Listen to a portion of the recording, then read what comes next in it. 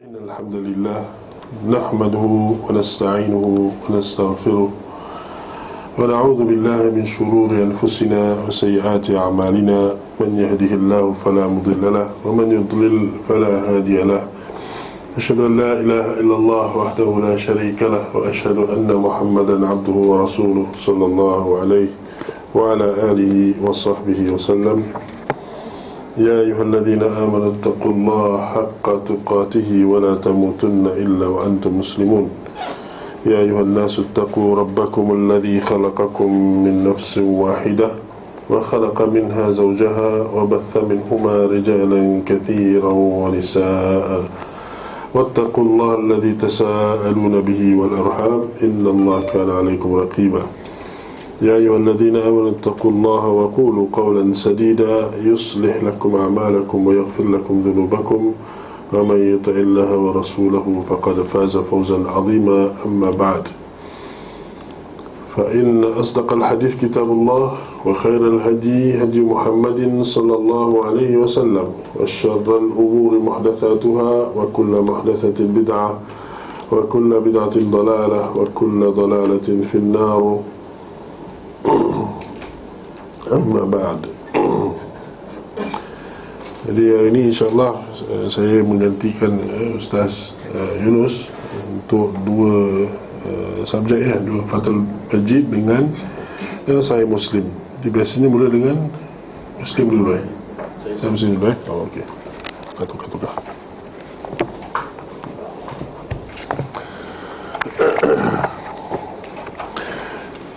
Baik, Sahih Muslim di manakah hadis yang terakhir ataupun di manakah hadis yang terakhir?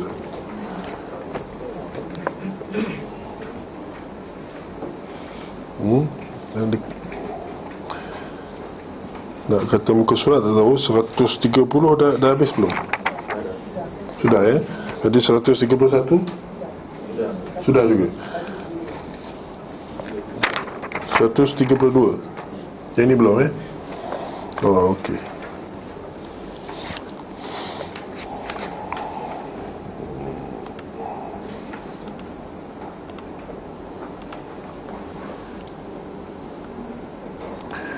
Baik, hadis 132 kita boleh baca insya-Allah, ataupun biasanya dia minta orang lain baca. Ke tak berani? Tak berani. Okey, tayyib. Kita dalam bab haramnya takabbur dan penjelasannya. Tahrimul kibr wa bayanuhu. Tahrimul kibr wa bayanuhu. Tayyib. Hadisnya Haddatsana min Jabu ibn al-Harith at-Tamimi wa Suwaid ibn Sa'id kilahuma an Ali ibn Mushir قال من جاب أخبرنا ابن مسهر عن الأعمش عن إبراهيم عن علقمة عن عبد الله قال رسول الله صلى الله عليه وسلم لا يدخل النار أحد في قلبه مثقال حبة خردل من إيمان ولا يدخل الجنة أحد في قلبه مثقال حبة خردل من كبرياء. Okey. Saya ulang hadis ni saja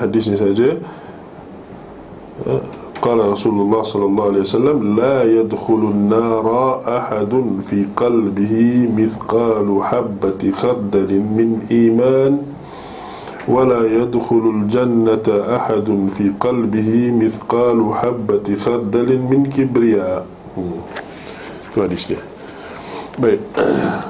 Maksudnya Hadatsana Minjab ibn al-Harith, itu telah menceritakan kepada kami Minjab ibn al-Harith at-Tamimi wa Suwaid ibn Sa'id kilahuma wa Suwaid ibn Sa'id dan juga Suwaid ibn Sa'id. Kilahuma, kataan kilahuma maknanya kedua-duanya. Maknanya dua-dua. Minjab dengan Suwaid ni telah meriwayatkan daripada siapa? an Ali ibn Mushir, daripada Ali ibn Mushir. Qala min Jab, akhbarana ibnu Mushir, telah menceritakan kepada kami atau telah mengkhabarkan kepada kami ibnu Mushir dari Al-A'mash, anil A'mash, dari Al-A'mash an Ibrahim an Al-Qamah. Al-A'mash, Ibrahim dengan Al-Qamah, itu semuanya sezaman semua tu, semua daripada tabi'in. Dia berkata dari Abdullah, dari Abdullah dia berkata Rasulullah sallallahu alaihi wasallam bersabda, tidak akan masuk, la yadkhulun nar, tidak akan masuk neraka, ahadun, seseorang pun, fi qalbihi, dalam hatinya, mithqalu habbati khardalin min iman, ada seberat biji sawi dari iman. Tak masuk neraka seseorang pun dalam hatinya ada seberat biji sawi dari iman. Wala yadkhulul jannah, dan tidak akan masuk syurga, ahadun, seseorang pun, fi qalbihi, yang mana dalam hatinya, mithqalu habbati khardalin, dari terdapat seberat biji sawi, min kibriya, dari kesombongan, kibriya.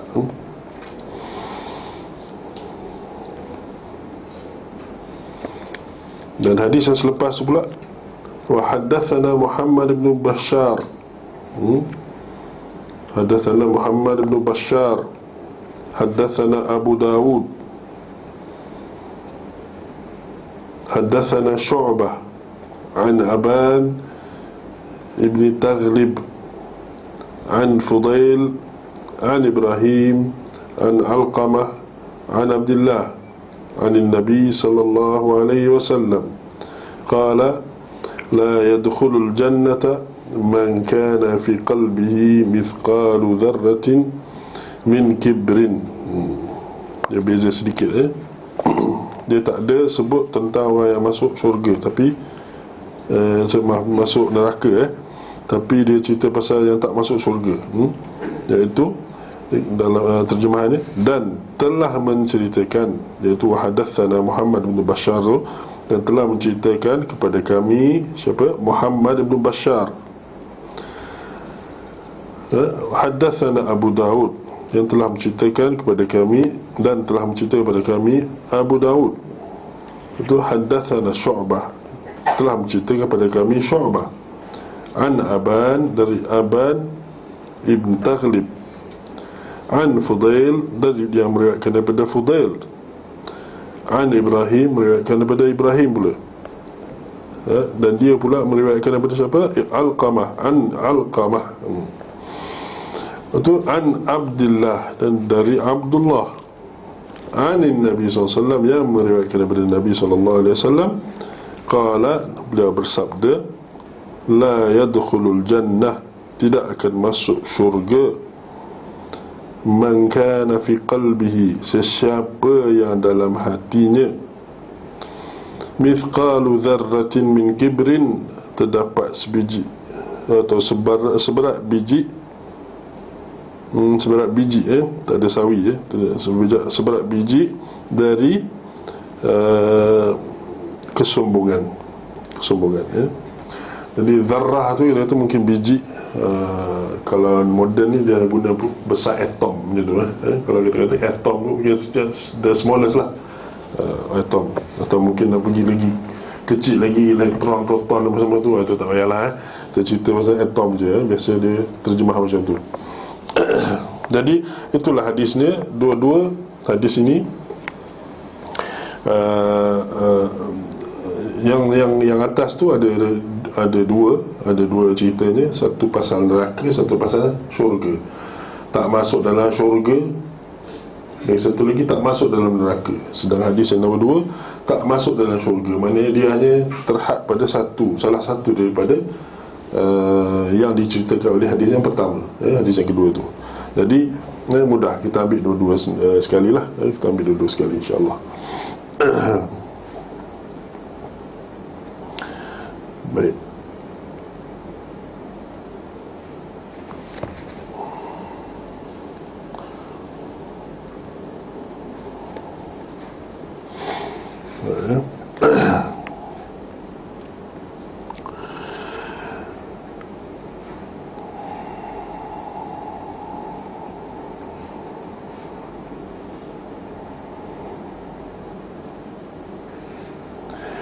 Baik, dalam hadis ini kita sebut tadi, ada disebutkan 3 orang yang sezaman atau dipanggil tabi'in.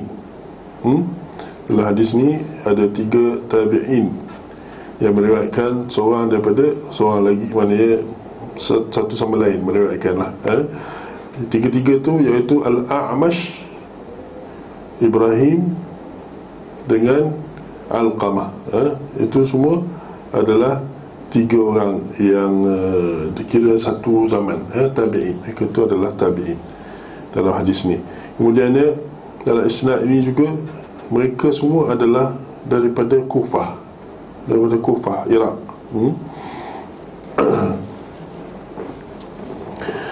Kemudiannya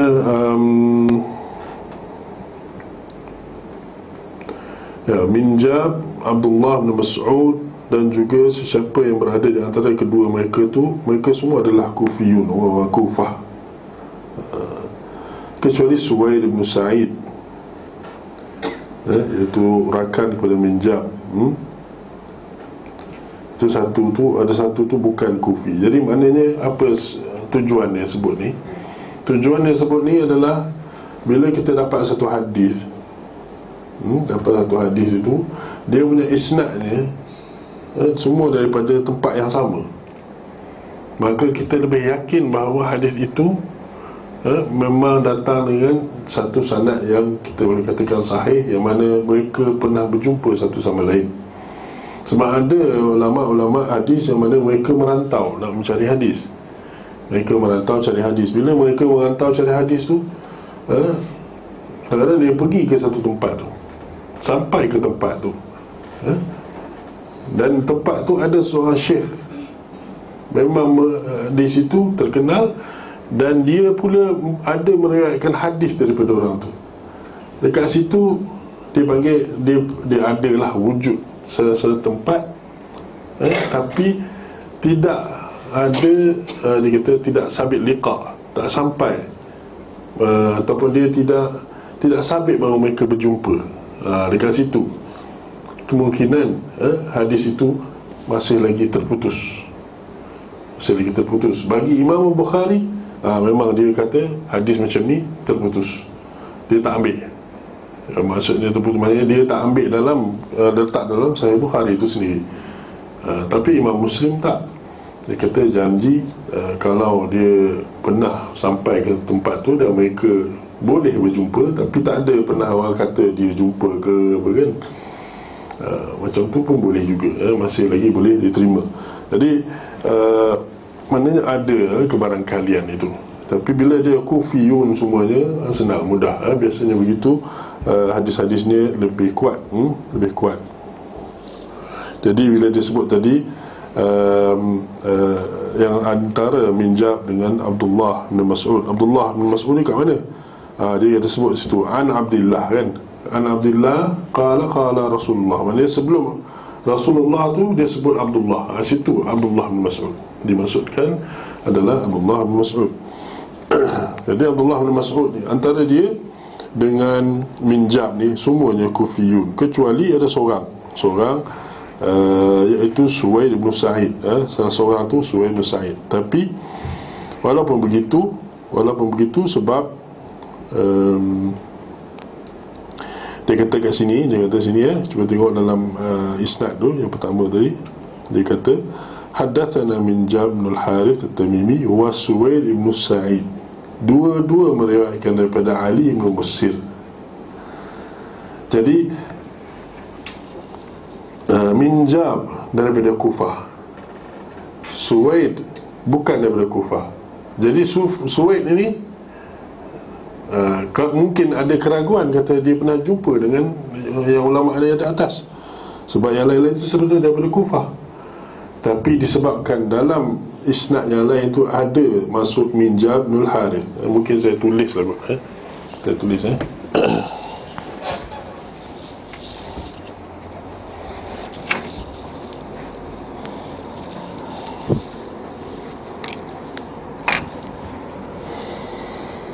kita ada minjab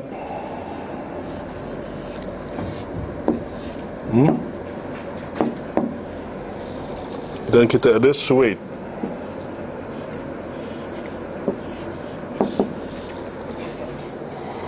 Dua-dua meriwayatkan daripada Ali bin Mishar, Ali bin Musir.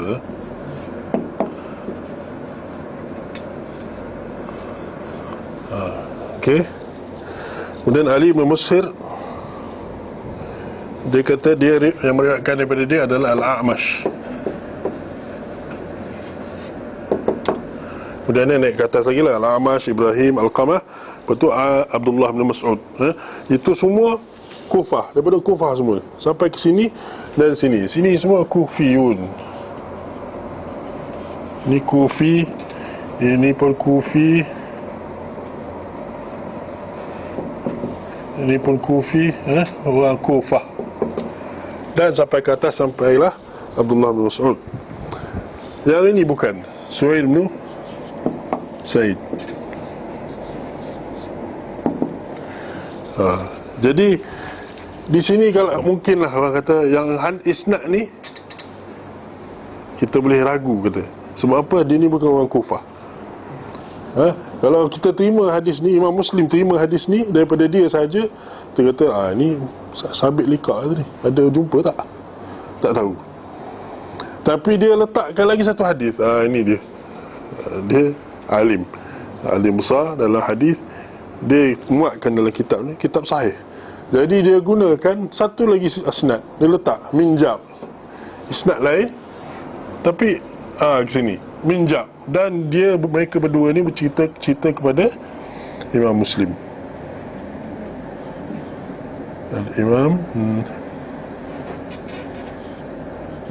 Allah, sorry tulisan.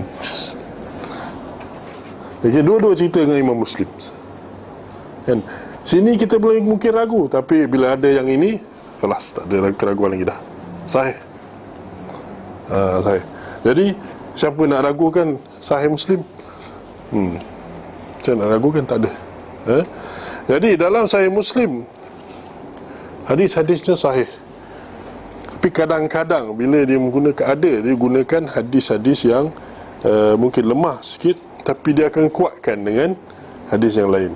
Dia akan kuatkan dengan hadis yang lain, seperti macam ini.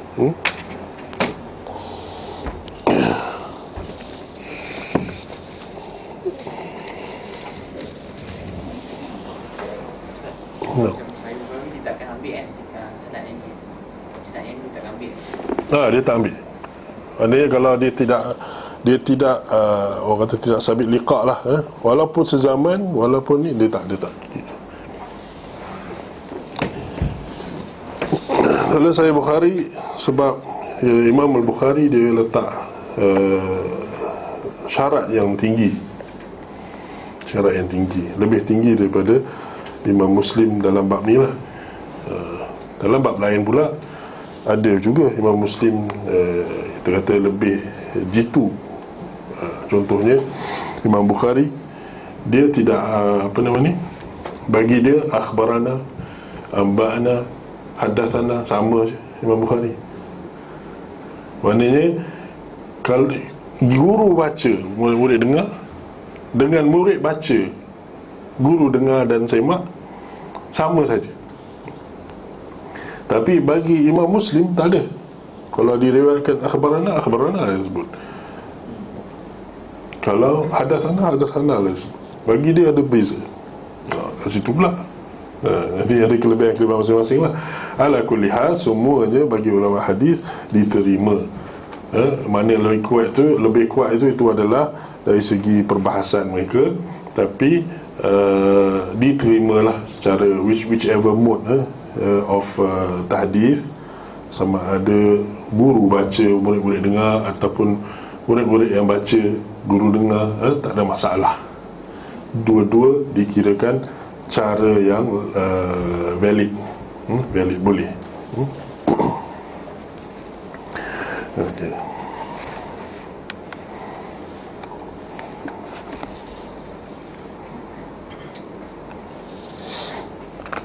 Okey.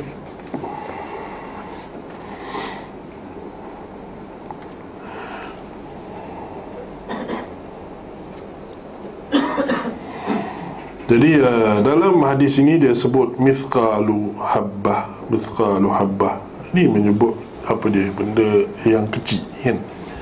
Jadi kalau iman tu kecil disebut kat sini, maknanya ada juga orang yang lebih besar imannya.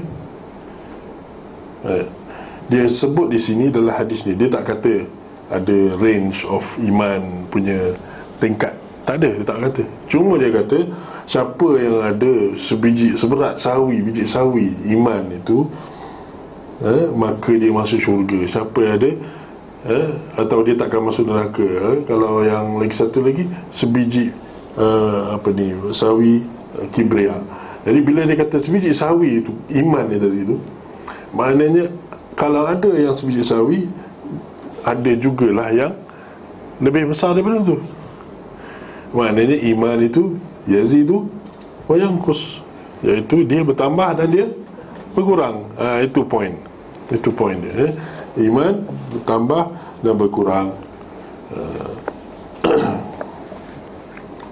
Sebab hadis-hadis Nabi SAW dia tidak kadang-kadang dia macam satu statement yang memerlukan lain statement-statement lain daripada Quran dan juga hadis untuk menerangkan dia secara total, secara holistik. Tidak secara kita ambil hadis ini dengan satu dan kita tinggalkan yang lain. Jadi itu sebabnya kita nak memahami hadis-hadis macam ni. Kadang-kadang kita rasa pelik. Iman kecil sebiji sawi, dia takkan masuk neraka. Jadi kita fikir macam impossible lah bagi kita nak masuk neraka. Kita semua beriman ni. Kan? Dan sebaliknya pula kan, dia ada kibriak sikit je, dah tak masuk neraka, tak masuk syurga lah. Macam mana pula? Dia memberikan gambaran yang berbeza dan ada yang menakutkan, ada yang memberi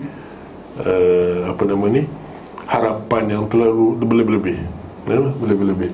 Tapi kalau kita lihat hadis yang nombor 2 tadi, dia hanya satu sebelah saja, iaitu tak masuk syurga orang yang hati dia ada sebiji, seberat sawi atau seberat zarah kibr, sombong. Jadi kat sini dia hanya satu sebelah saja. Kita rasa apa? Rasa Allah tak masuk syurga lah kita ni. Tapi kalau dengar hadis yang nombor satu tadi, kita rasa apa? It gives us both emotions. Sekejap kita rasa senang masuk. Lagi satu tengok, alamak, susah pula kan? Jadi bukan nak kata nak kasih confuse kita, tapi nak berikan kepada kita apa? Dua perasaan yang diperlukan oleh orang Islam, iaitu apa dah? Al-khawf wal-raja. Al-khawf wal-raja, iaitu takut dan juga harap. Takut dan juga harap. Takut pada apa? Takut pada ancaman Allah SWT, takut dengan kemurkaan Allah SWT, ancaman Allah dengan ancaman azab di dunia dan di akhirat kan? Tapi dalam masa yang sama, dalam nafas yang sama pun boleh kita kata kan? Hadis tu dua-dua tu dia letak sekali. Dan nafas yang sama ada juga memberi harapan. Beri harapan, satu bagi takut, satu bagi harapan. Jadi dua-dua iman kita akan terjaga dengan adanya dua-dua ni. Hilang satu, maka mulalah kita terombang-ambing. Kita akan ambil satu side, one side, seolah-olah macam cakap nak bagi analogi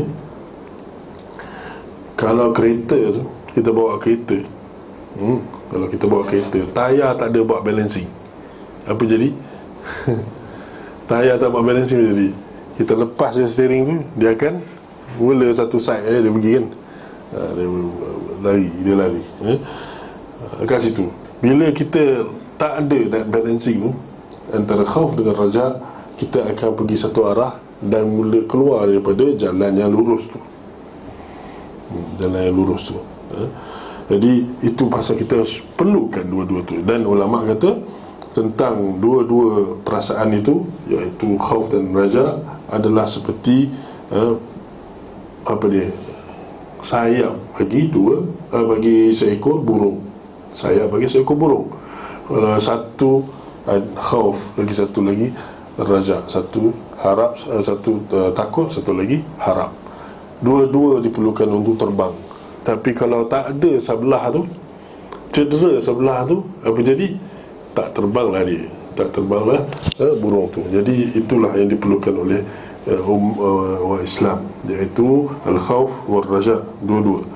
Dan bila ada keadaan yang mana membuat kita takut, membuat kita takut lebih-lebih, tiba-tiba lah sesuatu perkara berlaku dan kita jadi sangat takut, maka kita ingatkan pula dengan hadis-hadis atau Quran yang mana dia mengingatkan kita tentang harapan daripada Allah SWT. Maka baru kita dapat balance balik. Dan kalau kita dalam keadaan dia ada ekstrim pula, kita pergi kepada harap pula, senang rasa, Allah rasa macam kita selamat je kan, tak ada apa lah, buat dosa pun tak apa semua. Ingatkan balik diri kita dengan apa? Dengan ayat-ayat dan hadis-hadis yang cerita pasal apa? Pasal yang menakutkan kita tentang Allah Subhanahu Wa Taala dan azabnya. Baru kita boleh dapat balance. Jadi itulah yang disebutkan, itulah ada kat dalam ni. Dia ada terhib dengan terhib, dia panggil terhib dengan terhib. Terhib apa ni, nak bagi kita amaran, bagi kita takutlah. Terhib nak bagi kita nak mendorong kita, memberikan encouragement, memberi harapan kepada kita. Jadi dua-dua tu ada dalam Quran, adalah hadis sama. Jadi hadis yang nombor 2 tadi, kalau kita baca itu, dia ada sebelah saja. Dia ada sebelah saja. Sebelah. Jadi kemungkinan hadis yang kedua tu, mungkin ada Nabi SAW sebut dua-dua. Mungkin lah, kita kata. Tapi tak diriwayatkan dua-duanya, hanya sebelah saja. Mungkin sebab itu yang mungkin dia hafal ke, atau mungkin di waktu itu keadaan Nabi SAW yang cocok disebut di masa itu adalah masalah apa? Satu sebelah saja, iaitu tentang tak masuk syurga bagi orang yang ada kibir. Sebab apa? Sebab berdepan dengan orang yang ada kesombongan. Tapi kalau secara umumnya, Nabi akan sebut hanya Nabi sebut dua-dua sekali, memberikan kita dorongan dan juga nak jauhkan kita, suruh kita jauh daripada benda yang dilarang. Jadi dua-dua tu ada. Kadang-kadang sebut dua-dua, kadang-kadang dia sebut sebelah-sebelah, satu je, bergantung pada keadaan. Jadi janganlah bila orang kata tengok hadis, hadis ni boleh percaya ke? Tengok sekejap hadis cakap macam ni, kejap hadis cakap benda lain pula, kan? Apa pasal macam tu? Jadi kita boleh terangkan Nabi hidup zamannya berapa lama? Lama kan? 23 tahun. 23 tahun 23 tahun. Agak-agak dia cerita dengan sahabat tu tentang kibir, tentang iman ni berapa kali? Sekali, dua. Kita buat kelas pun kan, buat kelas ni pun berapa kali dah sebut kan? Jadi itulah, sekali sebut cara lain, kali yang lain pula cara sebut. Yang penting ni kefahaman tu sama. Nak memahami ni tu, gather them all together, nak tengok macam mana nak memahami ni. Sebab bila Nabi perbagaikan cara sebut tu, menunjukkan kat situ kita dia nak apa dia panggil, apa nama ni, trigger minda kita tu, nak bagi kita cuba tengok boleh faham ke tidak, boleh faham ke tidak. Jadi Nabi punya cara mengajar ada macam tu. Cara macam tu. Kalau itu cara Nabi ajar, salah satunya adalah tanya soalan. Sebab apa? Sebab nak trigger minda orang. Trigger minda. Jadi begitulah cara Nabi bila mengajar. Jadi pelbagaian dari segi cara sebutan, cara menerangkan sesuatu tu akan pelbagai. Tapi kita akan nampak bila kita dah baca dan kita kaji semua tu, oh sebenarnya sama. Sebenarnya sama. Baik.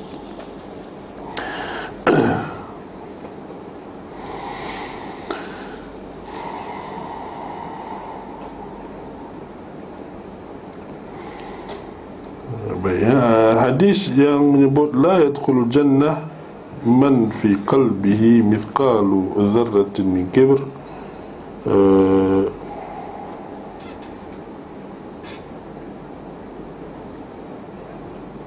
Sorry, sebelum tu itu yang sorry. Okey, hadis yang menyebut la yadkhulul nar, la yadkhulun nar, tidak masuk dalam neraka seseorang pun yang mempunyai dalam hatinya ada sebiji sawi atau seberat biji sawi iman. Apa maksud dia kat situ? Tak masuk neraka langsung. Orang yang ada sebiji sawi iman tak masuk neraka langsung, tu macam mana? Sedangkan hadis-hadis Quran yang lain ada menyebutkan orang yang melakukan satu dosa besar masuk neraka, tapi dia orang beriman. Ni kan. Jadi ni kalau ada sebiji sawi, biji sawi beratnya pun tak masuk neraka. Jadi macam mana? Ni dah bercanggah. Kat sini kita kata kena kumpulkan semua, nak memahami betul-betul. Jadi kita yang kita namakan diri kita ni sebagai orang awam, kita punya tugas apa? Dalam Al-Quran dia ada bagi tahu tugas kita ataupun apa yang kita patut buat, tanggungjawab kita, iaitu apa?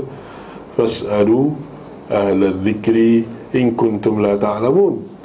Maka tanyalah orang yang berilmu kalau kamu tak tahu. Tu kita orang awam.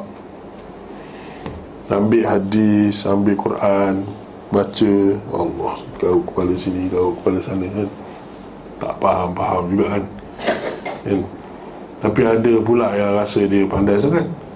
Dia kata, okey, saya dah belajar cara Islam sebenarnya ikut Quran dan Sunnah.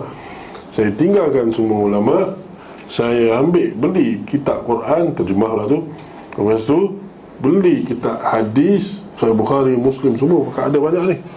Bukhari, Muslim, apa semua dah ada. Abi Dawud, apa, Tirmizi, terjemah juga.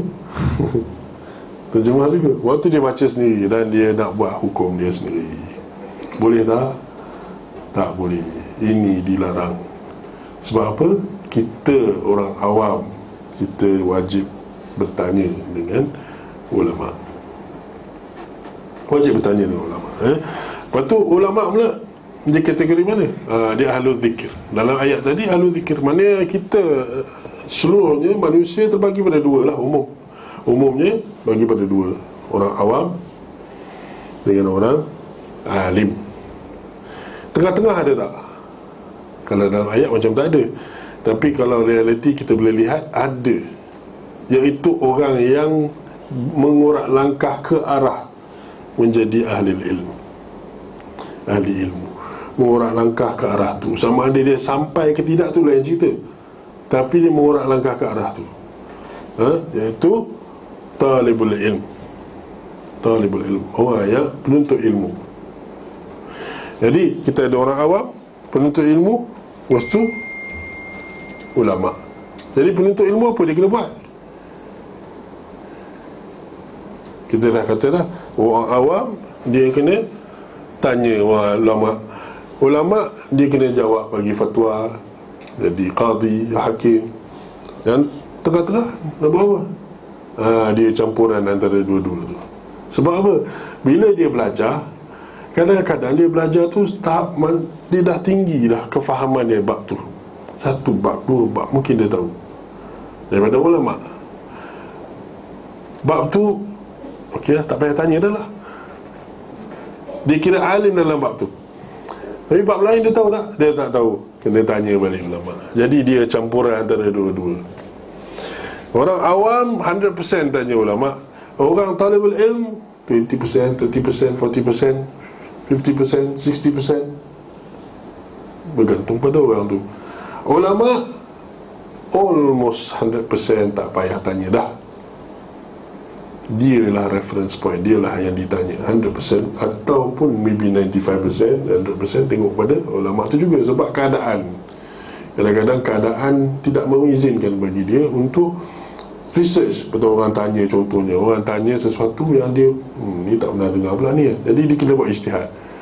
Ataupun dia tahu, pernah dengar benda ni daripada kalam ulama, contohnya mazhab-mazhab yang ada, kemudiannya dia tak sempat pula nak mengkaji sendiri. Dia tak sempat, dia cuma hanya ingat beberapa ulama punya kata-kata. Dekat situ dia kena buat apa? Dia tak sempat ni, orang tanya ni, dia nak balik kan, nak buat macam mana? Kat situ dia guna kata-kata ulama. Dia guna kata-kata ulama. Dia dekat situ dia macam expression dia panggil taklid lah. Dia taklid saja sebab masa tak mengizinkan. Gitu. Jadi kita panggil, kita sebut ni apa? Sebab dia nisbi, relatif. Orang awam keadaan dia, orang talibul ilm keadaan dia, dan juga ni semua relatif lah. Ada yang lebih, ada yang kurang, itu kita faham. Sekarang ni tujuan saya sebut ni adalah apa? Sebab iman ni, kita cerita pasal iman ni pun sama juga, relatif. Iman relatif. Yang sebelum ni dah belajar semua ni, bila kata orang tu beriman, adakah iman itu semua, bila kata iman saja dia macam ulama 100%. Tak ada iman, oh tak ada, kosong, macam orang awam, macam tu. Oh tidak, dia ada tingkat-tingkat dia. Itu iman tu ada apa, orang yang dipanggil muslim dia belum sampai tahap iman, kita tak panggil dia mukmin. Ada yang kita panggil mukmin, dia dah lebih sikit daripada muslim, tapi dia belum sampai muhsin. Ada yang dah sampai muhsin, dia lebih lah, dia muslim punya muslim dengan mukmin dua-duanya muhsin punya. Tapi dia muhsin pun sebagai manusia, mana ada yang perfect.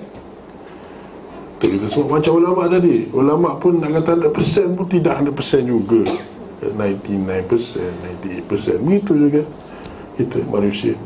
Jadi bila kita faham keadaan macam tu, benda yang macam tu, kita boleh relate pada semua benda. Iman, kufur, fusuk, semua sama macam tu. Semuanya relatif. Ada yang besar, ada yang kecil, ada yang sedang-sedang, begitu. Jadi balik semula kepada hadis tadi, iaitu dia kata tak masuk dalam neraka seseorang pun yang hati dia tu ada sebiji sawi iman. Tu macam mana? Tak masuk ke? Dekat sini maksud dia adalah tak masuk seperti masuknya orang kafir. Orang kafir bila dia masuk neraka, macam mana keadaannya? Masuk dan tak keluar-keluar. Orang yang beriman ini, kalau iman dia rendah sangat, dia tak masuk macam kufar tu. Dia masuk tapi ikut kadar iman dia juga. Iman dia lagi tinggi, maka dia punya tahap ataupun chances nak masuk tu dah makin kurang.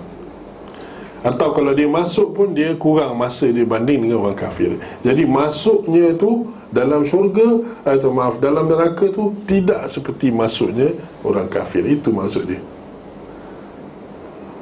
Faham tak? Relatif kita kata tadi. Relatif, keadaannya relatif. Saya ulang balik. Orang yang dikatakan sebagai tak masuk neraka langsung, kalau dia ada dalam hati dia iman sebiji sawi, tak masuk langsung ni, maksudnya apa? Tak masuk seperti orang kafir masuk neraka. Orang kafir masuk neraka terus tak keluar-keluar. Tapi orang yang ada iman sedikit, dia akan masuk lambat laun dia akan keluar. Jadi masuknya ke dalam syurga tu tak sama dengan masuknya orang kafir. Dia tak akan masuk cara orang kafir masuk neraka yang tak keluar-keluar tu. Begitu. Tapi kalau dia contohnya dah ada di sini berat biji sawi. Kalau dia berat 2 biji sawi, kurang kan? Dia masuk neraka tapi keluar awal sikit lah kan? Keluar awal sikit. Kira yang biji sawi tu mungkin sempatlah tengok, say bye-bye kepada yang dah keluar dulu tu kan. Kata, Assalamualaikum, Waalaikumsalam, saya pergi dulu. Saya dah lama dah dekat sini. Saya lagi lama nanti insyaAllah. Dan jadi maknanya tu, kalau yang 3 biji sawi macam mana? Serupa juga, dia lagi awal keluar. Jadi yang mana yang iman itu lagi besar, lama-lama insya-Allah, yang mana kita kata timbangan itu, sebab dia ada iman, dia ada amal, dan dia ada benda yang dosa-dosa tu dia buat sekali, dah sama timbangan dia tu. Dekat situ dah mula dah dia tak masuk neraka langsung dah. Jadi ada orang yang masuk lama, ada orang yang masuk tu forever, itu kafir. Yang masuk lama sangat, itu bukan kafir, orang Islam yang lemah iman dia.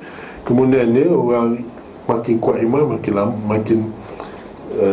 makin singkat dia masuk dalam neraka tu, sampailah pada satu masa yang mana masa dia berada dalam orang tu, dia akan masuk dalam neraka tu sangat singkat sangat, sehingga kan tak masuk dah, tak masuk. Dan yang tak masuk ni seterusnya orang yang beriman, tahap iman itulah, tahap iman itulah yang akan terus masuk ke dalam syurga tanpa masuk neraka. Faham ini relatif, relatif. Jadi itu macam tu kita nak memahami hadis-hadis dan ayat-ayat yang seperti ini. Jadi kata Imam Nawawi, dia kata al-muradu bihi dukhulul kuffar wa huwa dukhulul khulud. Maksudnya gitu. Dia sebut itu je. Dia sebut itu je. Imam Nawawi kata yang maksudnya hadis tadi yang tak masuk neraka tu, iaitu maksudnya adalah masuknya orang kafir, iaitu masuk yang selama-lamanya. Yang itu tak ada. Yang itu orang yang ada iman sikit, dia takkan masuk secara berselama-lamanya. Tak, yang itu je. Okey. Dan yang sebalik ni macam mana pula? Jadi yang kata ada iman sikit tak masuk neraka, jadi itu relatif lah. Kita kata tak masuk macam orang kafir. Betul. Orang yang ada kibr pula macam mana? Dia tak masuk syurga,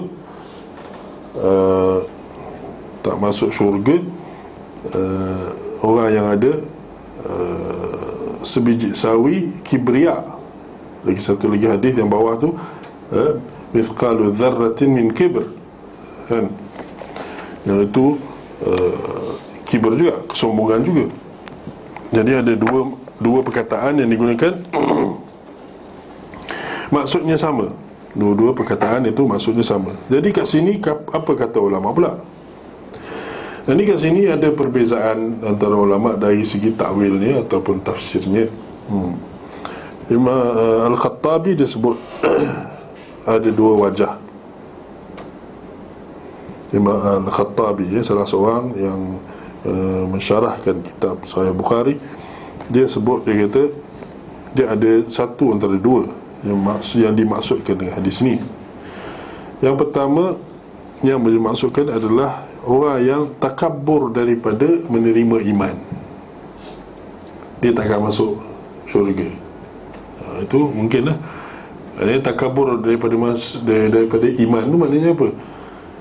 Seperti orang yang tahu kebenaran Islam,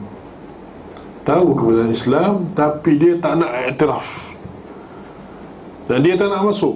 Sebab apa? Dia rasa dia lebih bagus ke, dia rasa lebih apa-apalah, whatever reason lah. Seperti orang Yahudi. Orang Yahudi kenal benar, kata orang putih, kalau they know the prophet like the back of their hands, macam tangan belakang tangan dia lah. Dia kenal sangat lah Nabi, nampak sangat tanda-tanda kenabian daripada dia. dia tak accept Nabi sebab apa? Dan mereka sendiri cakap benda tu, iaitu kalau kami tak terima Nabi tu sebab apa? Sebab dia tu diutuskan dari kalangan orang Arab, bukan daripada kalangan orang Yahudi. Itu je. Jadi kat situ dia tak terima iman kerana apa? Adakah kerana tak tahu kebenaran? Tak. Tapi kerana mereka takabur. Takabur je. Lagi satu lagi, iblis sendiri. Kan? Iblis sendiri. Dia tak terima perintah Allah saja. Perintah Allah untuk apa? Untuk hormat, bukannya sembah Nabi Adam. Hormat kepada Nabi Adam. Sujudlah kamu pada Nabi Adam. Bagi tahu pada malaikat, termasuk di kalangan mereka itu iblis. Bukan sebagai malaikat, tapi sebagai jin, ketua jin. Suruh dia tunduk ataupun sujud kepada Nabi Adam alaihissalam. Ketika itu Nabi Adam diberikan kelebihan oleh Allah SWT, dan dia suruh sujud hormat, bukan sujud ibadat. Tak mahunya iblis. Disebutkan dalam Al-Quran, refuse. Dia tak mau. Wastakbara. Wastakbara tu takabur tadi, sombong. Bukan dia kata dia tak terima Allah ke apa. Tahu dia Allah SWT tu Tuhan, tahu dia kena patuh dengan Allah. Tak terima kerana dia rasa dia lagi besar je daripada Nabi Adam. Istikbar, iaitu kibr, takabur. Jadi itu disebutkan oleh Imam Al-Khattabi. Dia kata itu mungkin salah satu maksudnya, iaitu takabur daripada iman. Iaitu orang yang macam ni takkan masuk dalam syurga langsung kalau dia mati dalam keadaan itu. Macam iblis lah, macam iblis. Athani, dia kata annahu la yakunu fi qalbihi kibrun hala dukhulil jannah. Iaitu bila dia masuk, maksud hadis ni dia kata bila dia masuk dalam syurga, dalam masa tu kibr tu dah bersih. Itu dia maksud lain pula. Yang tadi dia kata mula-mula maksud dia adalah kibr itu sendiri, dia tak nak terima iman, maknanya dia tak ada iman sebenarnya. Yang kedua, dia kata maksudnya adalah kibr itu ketika dia masuk dalam syurga, dia dah bersih dah tak ada dah sebenarnya. Mungkin asalnya ada, keadaannya ada, tapi masuk dalam tu, masa tu, ketika tu tak ada. Cuma takwilan yang disebutkan oleh, ataupun tafsiran ini yang disebutkan oleh Imam Al-Khattabi, di sini dia ditolak oleh Imam Nawawi. Imam Nawawi kata dua-dua takwilan ni jauh sikit, jauh sikit lah, maknanya fihima bu'd, jauh maknanya susah nak terima dia kata. Ala kulli hal, dia masih lagi keterangan ulama. Kita tak kata salah, sebab kita kata yang pertama tadi betul. Cuma adakah maksud hadis itu apa yang disebutkan tu betul dah, tapi adakah betul tafsiran hadis tu? Itu je yang menjadi persoalan di sini. Jadi Imam Nawawi kata ada ni jauh ni, nampak macam tak kena dia kata kan. Dia kata macam tak kena.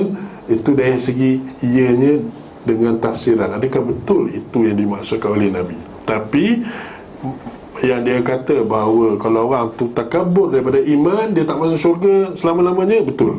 Itu betul. Itu that is a valid point. Dan juga nak kata orang yang akan masuk dalam syurga tu bersih daripada kibr tu pun, itu pun betul juga. Itu pun betul juga. Tapi adakah itu maksud hadis ini? Yang ini yang dipertikaikan. Sebab apa? Al-Jannah adalah tempat yang baik, tempat yang suci, bersih. Orang yang masuk dalam tu sebenarnya tak ada dosa dah. Jadi orang tu kalau dia ada kibir, dia ada apa-apalah dosa besar, dosa kecil apa semua, dah bersih semuanya, baru dia masuk, dah bersih. Sama ada kebersihan itu daripada dibakar dengan api, ataupun diseksa dalam kubur, ataupun apa sahajalah di padang mahsyar ke, ataupun Allah Subhanahu Wa Taala sendiri yang ampunkan, ataupun lepaskan pandangannya daripadanya. Itu semua Allah Ta'ala a'lam. Yang pentingnya dosa tu dah tak ada dah bila kita masuk dalam syurga. Itu pun valid point, valid point. Cuma dia kata kat sini, fa inna hadzal hadits warada fi siyaq an-nahy 'an al-kibr al-ma'ruf wa huwa al-irtifa'u 'ala an-nas wa ihtiqaruhum wa daf' al-haqq. فلا ينبغي أن يحمل على هذين التحميلين المخرجين له عن المطلوب مخرجين عن المطلوب. Nah, dia kata kat sini cuma dia kata dari segi takwilan yang disebutkan oleh Imam Al-Khattabi itu, dia tak kena sangat. Sebab apa? Sebab dia punya konteks yang disebutkan hadis ini adalah melarang daripada kibir, daripada takabur yang ma'ruf, iaitu takabur apa dia? Itu dia rasa dia lagi besar daripada manusia, iaitu batarul haq wa ghamtun nas. Kan ada hadis sebelum ni, batarul haq wa ghamtun nas, kan? Iaitu apa? Apa dia punya terjemahan? Terjemahan dia kat sini. Ni, bawah ni. Ada seorang sahabat, dia tanya, macam manakah kibir tu? Lepas tu dia jawab apa? Kesombongan itu menolak kebenaran dan meremehkan manusia. Jadi dia kata itu konteks dia sebenarnya. Jadi bila konteks dia yang itu, jadi tak kenalah dua tafsiran yang disebutkan oleh Imam Al-Khattabi tadi. Itu perbincangan antara mereka lah. Imam Nawawi dia kata takwilan ni tak kena sebab tu. Ala kulli hal, seperti kita kata tadi, walaupun dua tafsiran itu tak kena pada maksud hadis seperti yang disebutkan oleh Imam Nawawi, tapi dua-dua itu adalah good point and valid point dari segi apa? Dari segi ianya betul, satu tafsiran yang betul secara umum untuk Islam. Bila cerita pasal orang yang takabur daripada menerima iman, memang tak masuk syurga lah langsung. Yang keduanya, orang yang bila masuk dalam syurga dia dah bersih daripada semua dosa, termasuk juga kibir, kesombongan. Itu memang ada. Cuma dia kata kat sini tak kena dari segi takwilan ni, tak kena. Bal zahir makhtarahu al-Qadhi Iyad wa ghairuhu min al-muhaqqiqin, iaitu al-Qadhi Iyad juga orang alim besar mazhab Maliki, dia dan juga lain-lain daripada ulama muhaqqiqin dia panggil. Dia kata, mereka kata la yadkhulul jannah di sini duna mujazah injazahu, iaitu tak masuk syurga tanpa diberikan apa nama ni, balasan. Tak masuk syurga tanpa ada balasan, sekiranya Allah mahu beri balasan. Maksudnya balasan sini baik ataupun tak baiklah. Kalau balasan di sini apa nama ni, tak masuk syurga, dia kata sini tak masuk syurga kan. Tak masuk syurga maknanya dia kena bersihkan dulu. Kalau dia ada ditentukan oleh Allah, dia perlu diberi balasan, diberi azab dulu, maka dia tak akan masuk syurga kecuali atau dia akan yalah, tidak akan masuk syurga sehinggalah dia diberi balasan dulu. Bila sebab dia ada kibir ni, dia berikan balasan dulu, lepas tu baru lepas tu dia akan masuk syurga.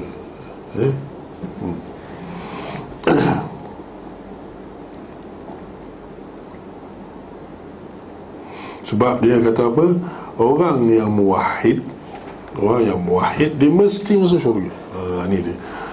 Rasanya dalam sebelum-sebelum ni hadis-hadis pun banyak yang menyebutkan bahawa orang yang muwahhid, yang ada tauhid dalamnya, dia pasti masuk syurga macam mana pun. Sama ada dia ada transit masuk neraka dulu atau tidak, itu lain cerita. Masuk syurga tu mesti dapat. mesti dapat. Syurga mesti dapat. Jadi bila dalam keadaan begitu, bila sebutnya ada orang tu dia ada kibr, dia ada kibr. Kibr tadi kita kata apa? Yang ditafsirkan oleh hadis sebelum ni, iaitu hadis yang nombor 131. Hadis 131. Sebab dia tanya, lelaki tu tanya, innar rajul yuhibbu an yakuna thawbuhu hasanan wa na'luhu hasanah. Orang tu ada yang dia sukakan dia punya baju tu cantik, kasut dia cantik, kan? Ini ke kata-kata sombong? Tak, Nabi kata bukan. Nabi kata innallaha jamil yuhibbul jamal. Sungguhnya Allah tu cantik dan dia suka yang cantik. Tapi yang al-kibr tu apa? Batarul haq wa ghamtun nas, iaitu menolak kebenaran dan meremehkan manusia. Jadi orang yang menolak kebenaran dan meremehkan manusia ni, kemungkinan dia orang Islam. Orang Islam ada buat, maknanya dia ada kibr dalam hati dia, tapi dia orang Islam. Jadi bila kata kat sini la yadkhulul jannah man kana fi qalbi mithqalu dzarratin min kibr, dia tak akan masuk syurga orang yang ada sebiji zarah pun dalam hati dia tu apa dia kibr, sombong tu. Kalau ada sedikit pun tak masuk neraka. Maknanya apa? Tak masuk syurga, tak masuk syurga langsung sehingga dibersihkan, sehingga diazab disebabkan oleh kibr tadi. Bila dah diazab, dah dibersihkan benda tu, insya-Allah lepas tu masuklah. Sebab apa? Sebab dia ada iman.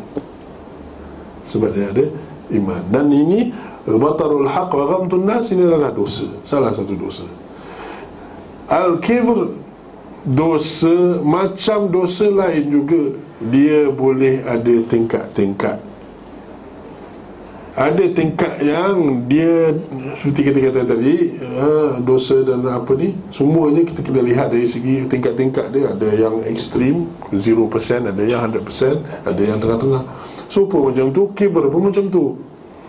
Kibr yang ada, yang rendah punya tu, yang masih lagi dia dosa kecil, ada yang dosa besar, ada kecil tu maknanya relatif lah, kecil banding dengan yang lain. Kecil dan makin besar, sehingga ke satu point dia jadi apa? Dia jadi kufur. Bila kufur yang tu, itu yang tak masuk surga dia dah langsung. Tapi kalau ada yang in between, yang kira belum sampai ke tahap kufur tadi, kibr tu seperti kibr yang disebutkan oleh Nabi SAW tadi, orang yang menolak kebenaran dan remehkan manusia. Dan itu pun kita boleh kata ada ada tingkat. Mungkin seseorang itu dia terima kebenaran, dia terima orang, dia apa ni, contohnya dia tak remehkan manusia, tapi dia ada satu penyakit. Dia kata, saya tak boleh terima orang yang bawa kereta sagar, dia kata. Sebab apa? Sakit hati, dia kata. Pernah dia berlaku macam ni, orang driver kita sagar semua, dia tak boleh terima. Contoh je lah kan. Sikit tu ada remehkan manusia kat situ. Nampak kita sagar potong dia je, dia mesti nak potong balik. Contoh lah kan. Sebab ada orang macam tu kan.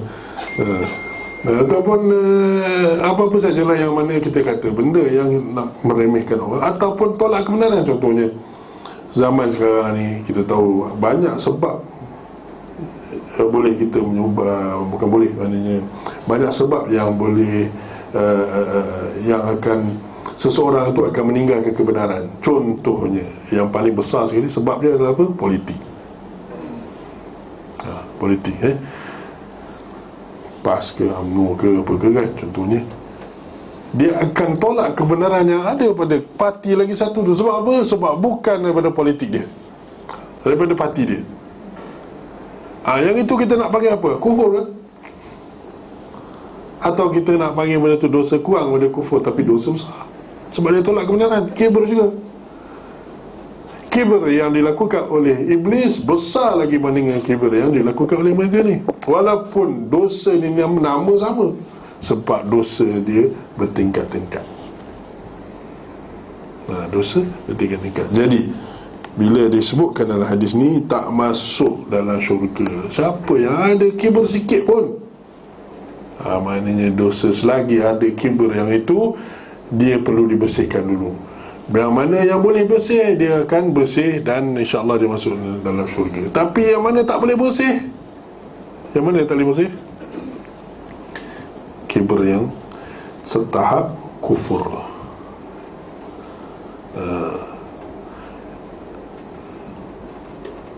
Sebab Allah Subhanahu Wa Taala telah mengharamkan orang yang punya syirik dan juga kufur masuk dalam syurga. Itu je. Jadi bila kita dah faham mana dalam minda kita tu ada apa dia panggil ni, this concept of relativity ni, bukannya relativity apa tu, Einstein kan, apa ni, ataupun Newton kan, tapi ini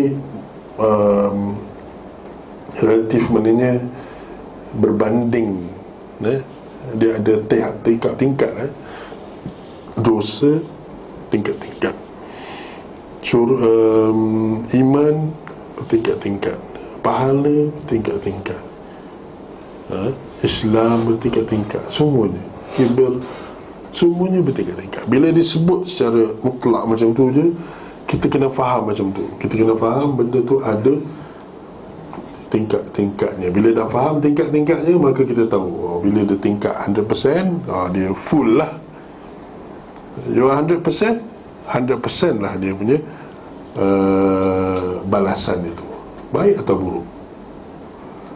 Dia ada satu konsep dia panggil al-jaza'u min jinsil amal, iaitu balasan adalah sejenis dengan amalan itu. Mungkin satu sama amal tu, kalau dia kufur, balasan dia tu timpal dengan amalan tu lah. Kalau dosanya kurang, bukan kufur tapi dosa juga, amal balasannya ikut itu jugalah, kadar tu. Kalau pahala besar, jihad contohnya, haji kan, dapatlah dia punya tahap besar tu. Kalau pahala dia kecil, amalan dia kecil, contohnya hanya senyum contohnya kan, yalah, akhlak itu besar juga pahala dia, tapi kata nak berharta besar sama besar dengan jihad ke? Tak sama. Jadi tingkat juga, ikutlah macam tu. Jadi bila kita dah faham itu, maka kita lihat, kita dapat lihat mana kalau dijanjikan, dikatakan sebagai dia masuk syurga, ini relatif, dia masuk syurga kalau dia 100%, waktu cantik 100%. Contohnya hadis Nabi SAW, man kan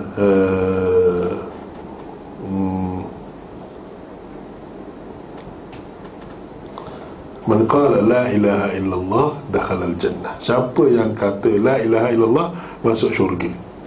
Kan? Hadis ni. Siapa kata la ilaha illallah masuk syurga. Macam tu semua masuk syurga lah. Siapa cakap la ilaha illallah masuk syurga. Kan? Macam mutlak macam tu lah.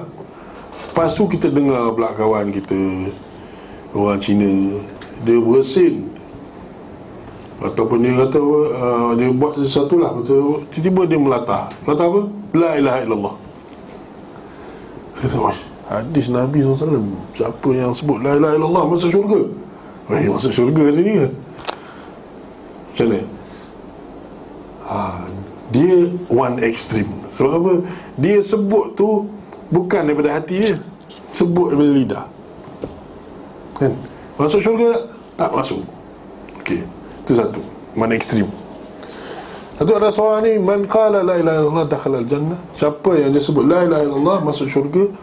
Dia siapa? Abu Bakar contohnya. Bila Nabi SAW datang pada dia dengan mesej, dia tak ada kata apa kecuali dia kata, aku beriman. Aku beriman terus. Bila bila Nabi SAW cerita pasal Isra Mi'raj, orang masa tu Quraisy apa semua tu, apa ni Isra Mi'raj ni, pelik ni, boleh percaya ke ni Nabi ni, macam cerita fairy tale. Lepas tu dia pergi jumpa dengan Nabi, mereka pergi jumpa dengan Nabi, pergi jumpa dengan Abu Bakar. Apa ni Abu Bakar, kawan kamu tu, dia kata, dia cerita macam ni, dia pergi ke dalam satu malam dia pergi ke daripada Mekah pergi ke Baitul Maqdis, kemudian dia naik ke langit lagi.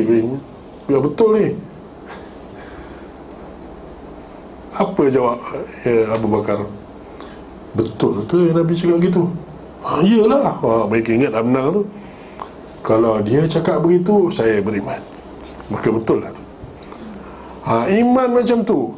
Kalau dia kata la ilaha illallah, which extreme? Dia ada ekstrim. Yang tadi yang belatah dekat la ilaha illallah, tak ada apa, tak masuk syurga. Yang ini masuk syurga awal-awal lagi. Kita kat mana? Kawan kita kat mana? Sahabat kita kat mana?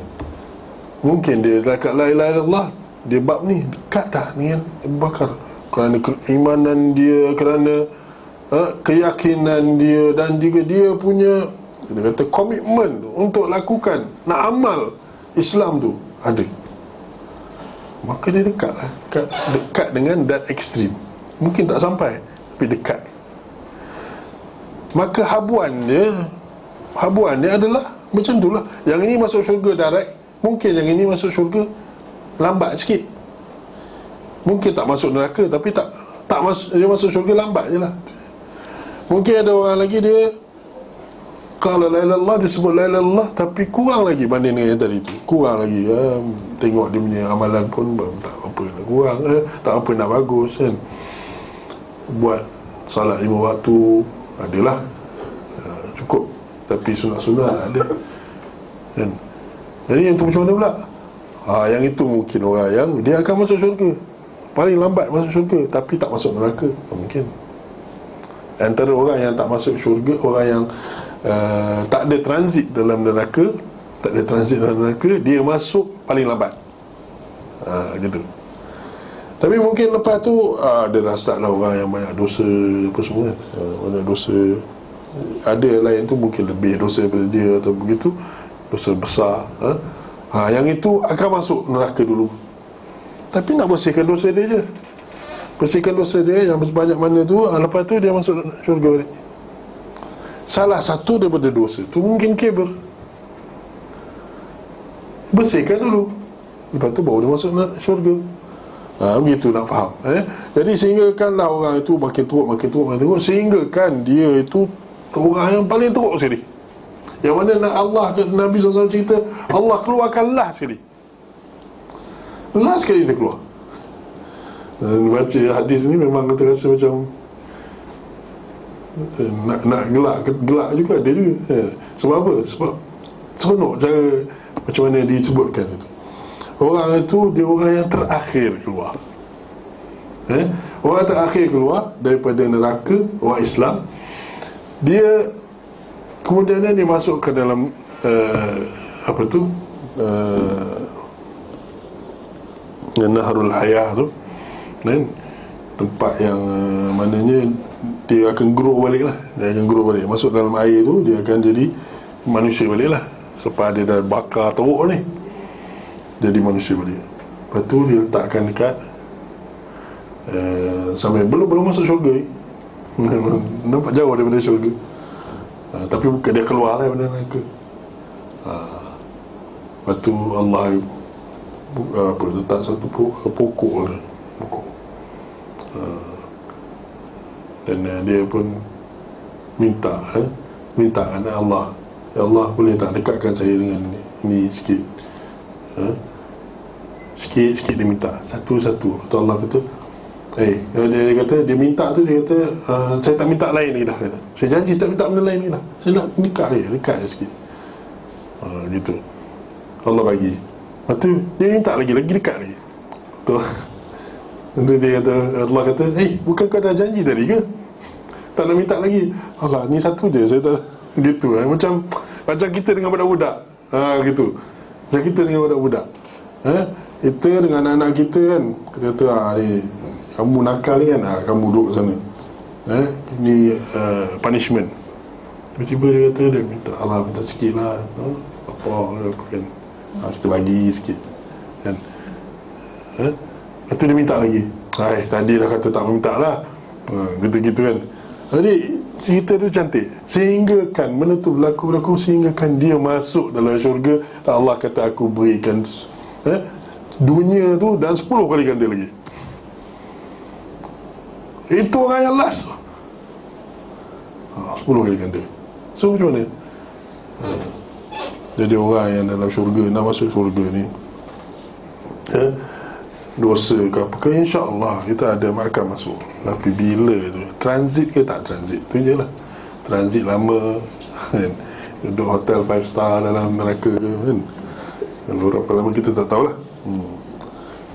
Jadi itulah cara nak memahami hadis-hadis, iaitu dengan memahami konsep tingkat-tingkat tadi, tingkat-tingkat stages dalam apa jua yang disebutkan oleh Nabi, dan juga dalam Quran juga. Di Quran pun sama.